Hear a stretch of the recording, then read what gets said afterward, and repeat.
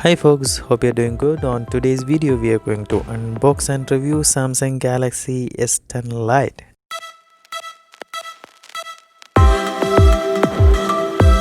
When Samsung launched its Galaxy S10 lineup last year, the Galaxy S10e immediately positioned itself as a budget alternative to the expensive S10 and S10 Plus. Now with the release of the Galaxy S10 Lite, things start to get bit confusing because we all thought S10e was the Lite model, and if you look at the S10 Lite specs sheet closely, you would notice that there is nothing light about that phone.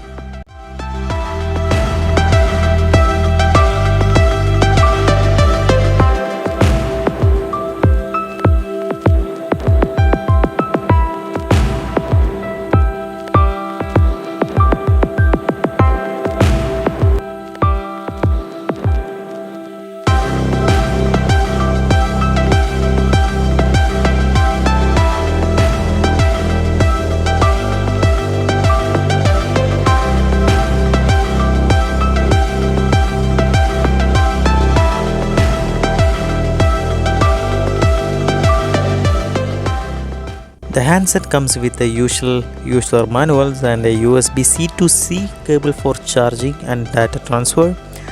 That is because it supports USB Power Delivery 3.0 charging standard with the included 25-watt brick in the box.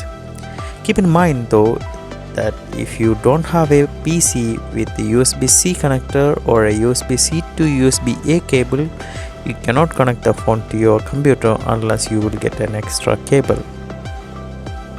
The back of the phone is a polycarbonate layer which resembles glass.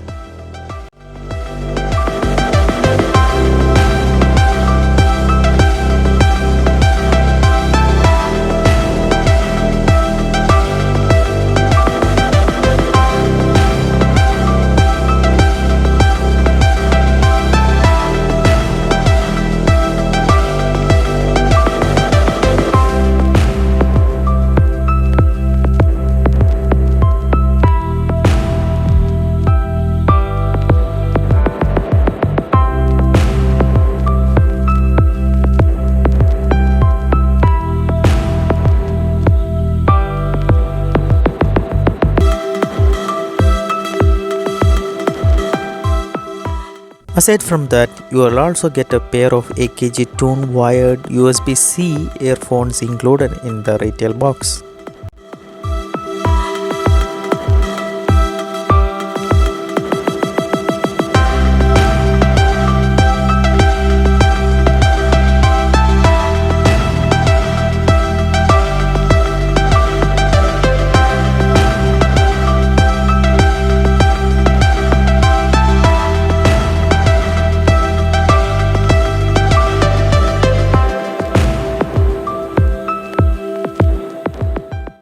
The Samsung Galaxy S10 Lite features a 6.7-inch Super AMOLED Plus panel with a full HD Plus resolution and support HDR10 Plus color profile. The colors are punchy and the brightness level is good. The button placement is ergonomic, and on the left we have hybrid dual SIM tray that can either take 2 nano SIM cards or a single SIM with a micro SD card. The Samsung Galaxy S10 Lite powered by a Snapdragon 855 SoC, which is last year's flagship. Performance is very good and the phone does not overly hurt when gaming. It features One UI 2.0 which based on Android 10, however it lacks specific features which we saw in Galaxy A51.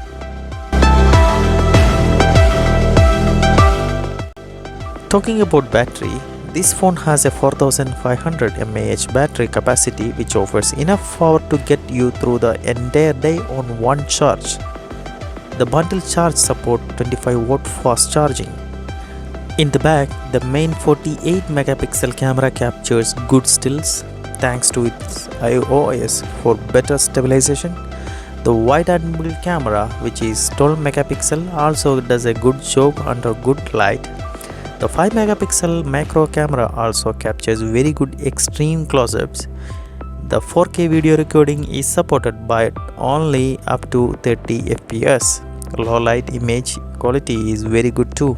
In fact, we expect the S10 Lite to perform better than its full-fledged S10 siblings in some scenarios. Battery life and charging are the two of them, as the S10 Lite comes with a generous 4500 mAh, supports up to 45-watt fast charging over the USB power delivery standard. Those are some features that are missing from the Samsung S10 lineup spec sheet.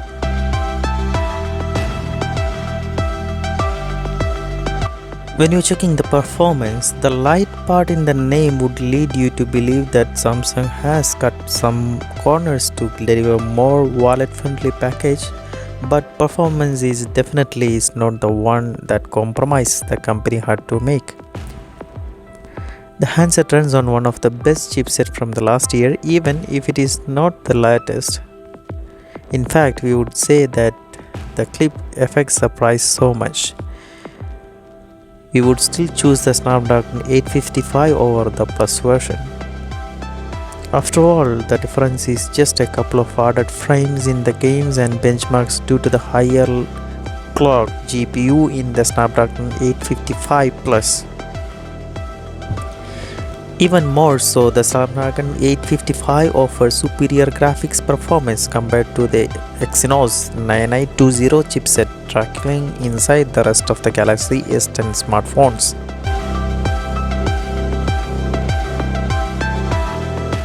This does not apply if you based on China or US, as the market is got the Snapdragon 855 powered S10s. Anyway, we know what to expect from the Snapdragon 855 in terms of raw performance, as we were seen in other phones as well.